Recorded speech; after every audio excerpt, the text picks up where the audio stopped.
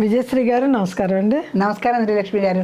విజయశ్రీ గారు, మనం శ్రీ లలిత అష్టోత్తర శతనామావళి 103 నామాల వరకు పూర్తి చేసుకున్నాం. 104వ నామంలో అమ్మవారు మనకి ఏమి సందేశం ఇస్తున్నారు?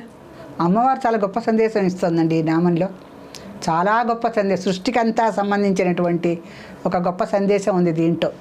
సృష్టికి సంబంధించినంత. దక్ష ప్రజాపతి సుత వేషాఢ్యాయే నమో నమః. దక్ష ప్రజాపతి సుత వేషాఢ్యాయై నమో నమః. వేషాఢ్యాయై నమో నమః. దక్ష ప్రజాపతి సుత వేషాఢ్యాయే నమో నమః అన్న నామాన్ని మనం తీసుకుంటే ఇక్కడ నామం అంతా ఒక ఎత్తు, వేషం అనేది ఒక ఎత్తు. అవును కదా. అమ్మవారు వేషం ఎందుకు వేసుకుంటుంది? అవును, ఆవిడ యొక్క సహజ స్వరూపంలోనే సమస్త జీవులు ఆవిర్భవించినప్పుడు ఆవిడ వేషం ఎందుకు వేసిందంటే అవసరమే ఉంది అంటే ఆవిడ జగన్మాత, శ్రీమాత, మాతలకే మాత. అటువంటి ఆవిడ దక్ష ప్రజాపతికి కూతురిగా వేషం వేసింది. కాసేపు నాటకంలో కాసేపు పాత్ర వేస్తామే, అలా కాసేపు వేసింది అమ్మవారు కూతురిగా. ఎందుకు కూతురిగా వేయాల్సి వచ్చింది అంటే కదా, దక్ష యజ్ఞానికి శివుణ్ణి ఆహ్వానించకుండా కూతురిని మాత్రమే ఆహ్వానించాడు. దాంతో దక్ష యజ్ఞం అంతా విధ్వంసం అయిపోయింది. అయిపోవటమే కాదు, దక్షుడి యొక్క శిరస్సు కూడా నరికేశారు. అప్పుడు ఆ దక్షుడికి మళ్ళీ శిరస్సు అతికించడానికి ఒక గొర్రెని తీసుకొచ్చి అతికించారు. ఒక గొర్రెని తీసుకొచ్చి, గొర్రెని మన జాతక దీంట్లో రాసుల్లో మేషరాశి, మేషం అంటాం కదా, మేషం అంటే గొర్రె, మేషరాశిగా ఉంది. అంటే వృషభం అంటే మనకి శివుడి యొక్క వాహనం నంది. అందుకని చంద్రుడు దానికి రాశ్యాధిపతి. ఇక్కడ మేషంగా చెప్తున్నాం మనం. మేషం ఏంటంటే 12 రాసుల్లో మొదటి రాశి మేషం. మీన మేషాదులు లెక్క పెట్టకంటారు అందరు, ఎక్కడెక్కడో తెస్తే. మీనం చివరిది, మేషం మొదటిది. మీనమేషాదులు లెక్క 12 రాసులు చూస్తూ కూర్చుంటే ఎప్పటికయ్యేని పని, అందుకని మీనమేషాలు లెక్క పెట్టకరా అంటారు. ఇక్కడ ఈ దక్ష ప్రజాపతి సుతవేషాఢ్యాయే నమో నమః అంటే దక్షుడు ప్రజాపతి. నిజానికి ప్రజాపతులు మనకి చక్కగా కొంతమంది ఉన్నారండి. దాంట్లో కశ్యప ప్రజాపతి, దక్ష ప్రజాపతి ఇలా చెప్తూ ఉంటారు. ఈ ప్రజాపతులకి మొత్తము అంటే అందరి దేవతల కన్నా కూడా వీళ్ళకి ఆధిక్యత ఉంటుంది ప్రజాపతులకి. ఈ ప్రజాపతికి సుతగా కూతురిగా పుట్టింది అమ్మవారు. దక్ష ప్రజాపతి సుత కూతురిగా వేషాఢ్యాయ నమో నమః. ఆవిడ వేషం అనేది ధరించింది. ఆవిడ కూతురు ఎవరికీ కాదు, ఆవిడ జగన్మాత. ఆవిడ జగన్మాత, సృష్టి మొత్తం ఆవిడ చేస్తుంటే ఆవిడ ఒకళ్ళకి కూతురు అంటే అది ప్రజలకి సులభంగా అమ్మవారి మహిమ అర్థం అవటానికి ఒక కథ అనేది అల్లబడుతుంది. ఆ కథలో అమ్మవారు కూతురు వేషం వేసింది. అంతే కదండి. ఒక అష్టోత్తర శతనామావళిలో కూడా హిమాచల మహావంశ పావనాయ నమో నమః, హిమాచలం ఆయన వంశాన్ని పావనం చేయడానికి వచ్చింది ఆవిడ. అలాగే ఇక్కడ దక్షయజ్ఞం నాశనం చేయటానికి మూల కారణం మన అమ్మవారే.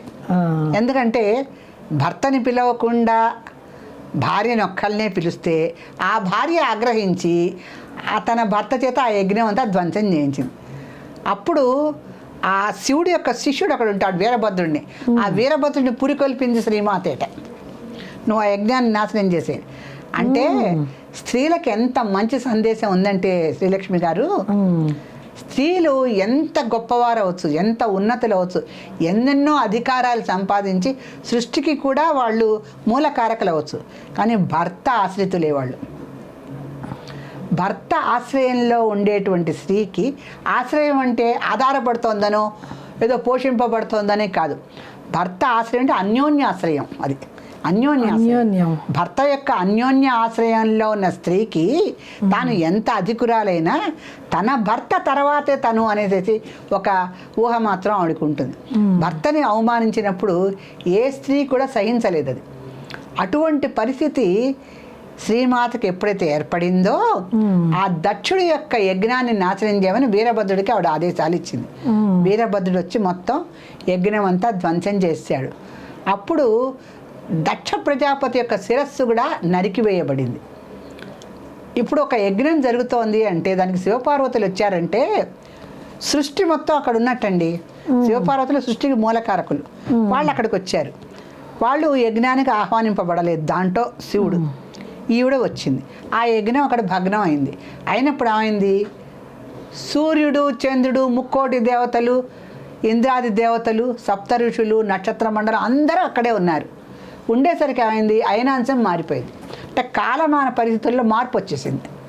మార్పు వచ్చేసేసి ఇతనికి ఒక మేషం యొక్క శిరస్సును తీసుకొచ్చి అతికించవలసి వచ్చింది. అప్పుడు ఈ అయినాంశ రేఖ మారేసరికి కాలంలో కూడా మార్పు వచ్చి మేషం దగ్గర నుంచి రాశులు గణించడం మొదలుపెట్టారు. మొదటి రాశి అంత పెద్ద మార్పు ఉంది. మొదటి రాశి అయిపోయింది మేషం. అవునండి. ఎందుకంటే దక్షుడు ప్రజాపతి కదా, మరి అతడు ప్రజాపతి, ఇతను సృష్టికర్త. వీళ్ళిద్దరూ జరిపినటువంటి విధ్వంస కార్యక్రమంలో మొత్తం కాలమాన పరిస్థితులే మారిపోయినాయి. భూమి యొక్క అయినాంశ రేఖే మారిపోయింది. ఈ అయినాంశ రేఖ మారిపోవడం కారణంతో ఇతనికి అతికించినటువంటి మేషం యొక్క శిరస్సుని మొదటి రాశిగా పెట్టవలసి వచ్చింది. అక్కడి నుంచి మనకి రాశి మేషరాశి, వృషభ రాశి, ఇట్లా లైన్గా చెప్పుకుంటూ వచ్చాం మనం. ఇది కాలగణన విషయంకి వస్తే అమ్మవారు ఇంకొక విషయం ఏం చెప్పింది, నా భర్తని అవమానిస్తే మొత్తం సృష్టినే మార్చేస్తాను, జాతక నిర్మాణ చక్రమే మారిపోయింది, పరమశివుడు అంటే ఏమిటి అనుకుంటున్నారని చెప్పింది. ఆమె తలుచుకుంటే లోకాలకి మాత, జగన్మాత. జగన్మాత తర్వాత ఏం చెప్పింది, స్త్రీలందరికీ ఒక ఉపదేశం చెప్పింది. ఎంత గొప్ప అధికారంలో ఉన్నా, ఎంత స్త్రీ అనేది మొత్తం సృష్టికి మూలకారకురాలు, ఆవిడ లేనిదే సృష్టి లేదు. అయినప్పటికీ కూడా భర్తని అవమానించిన ఇంట్లో భార్య ఒక నిమిషం కూడా ఉండకూడదు. సభర్తుకంగానే ఆవిడ ఉండాలి. సభర్తుకంగా ఉన్నటువంటి స్త్రీలకే సమాజంలో గౌరవం. అది ఈ విషయము హిడింబి అని ఒక రాక్షసు ఉంది మనకి. హిడింబి రాక్షసు అందరికీ తెలుసు. భీముడిని ఇష్టపడి వివాహం చేసుకుంటుంది. ఆవిడ హిడింబాసురుడు, ఆవిడ కొడుకు పేరు.